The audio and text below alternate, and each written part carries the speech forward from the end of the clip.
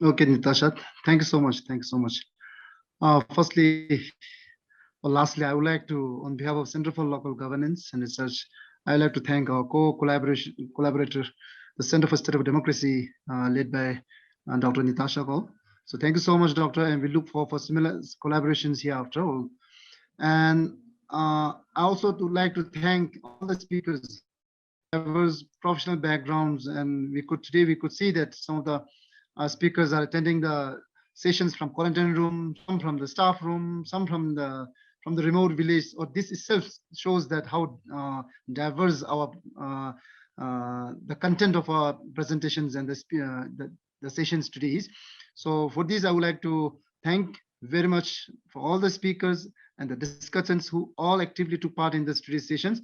And I'm with much confidence, I would say that today's sessions or deliberations will go a long way in convincing our policymakers, decision makers, youths, women in the villages, and the local government members, including from the spiritual, the rituals, uh, which we used to see often in the rural community. So I would say that the impact of these sessions would start from the remote community till the iTech company. So for these reasons, uh, I really would like to thank all the speakers who actively took part in our today's discussions and conference. Thank you so much, Natasha, and all the colleagues here and audience. Thank you so And much. thank you, Tharchin. And I just want to also place a few, I want to find the clap button for everyone who was here during the day. I want to, on the record, state my gratitude to all of the presenters and speakers and discussants, those who were here intermittently for their session and those who stayed throughout or for most part of the day. We did, of course, the time schedule did not work out as we had planned, but but that's the whole point with recording it, in that it can be transferred across time. You can at any point listen to this when it is recorded and shared. I want to thank all of you for being here. I want to thank Tharchin specifically for the practical details at that end, and quite significantly, and kind of, I really want to spotlight Dichen's role here. Dichen, you have been a huge help as and as a young thoughtful Bhutanese scholar who has, whereas other people I might have known for a much longer time, and the pandemic pulled us all in different directions. And Dichen, whom I kind of spoke to about my idea for what could happen in these months, and we could have the essay competition, we could have this conference, we could have the workshop that Tharchin and CLG organized in August. And Dichen has, patiently, painstakingly, and with a lot of care and effort and attention to detail, done this. So this is a testament to what a person can do if they are really driven by thought, wanting to do things better, wanting to rethink things. And I'm really, like, truly, I want to kind of acknowledge that and say that Dichen, as my research assistant on this project, has been stellar, invaluable. He's been amazing. Thank you so much. And of course, thank you to everyone who has been here. For those of you who may just who may not have been able to be here throughout the whole sessions, the videos in individual segments will be shared and uploaded hopefully very soon. But to let you know, the reason we should not feel bad that people were only there for different sessions, the reason is because we traversed a set of different domains. So in the morning, we looked at the performance management systems in civil services, how civil services reform meant that has also posed the challenging of how gaming that performance management system has played a role and what can be done about it. So that's what we talked about in the first session. Then we spoke about the question of digital sovereignty and how the interface of technology and the state, and how Bhutan is a small state can cope with these challenges and can kind of work on what has its digital journey been, and what are the vulnerabilities and challenges in the future to be aware of.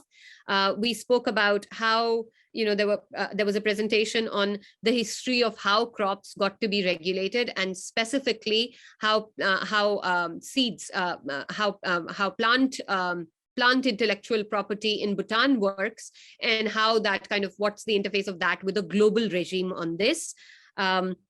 On plant and there again the importance of indigenous practices, all of these things are important to stay resilient.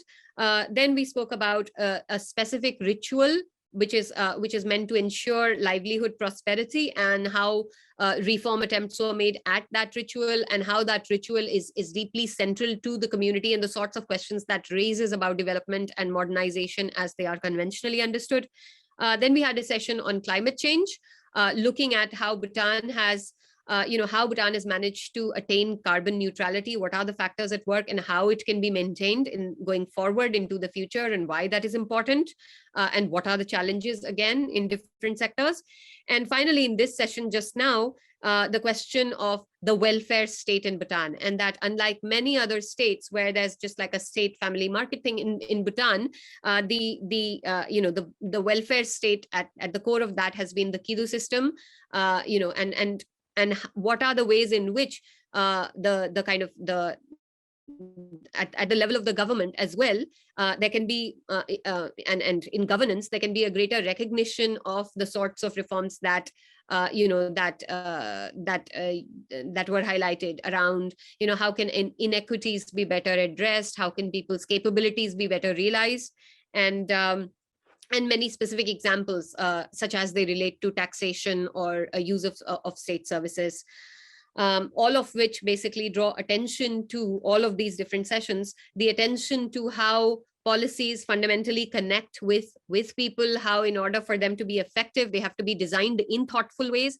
And that thought comes from constant deliberation and constant thought, and not being complacent about these things.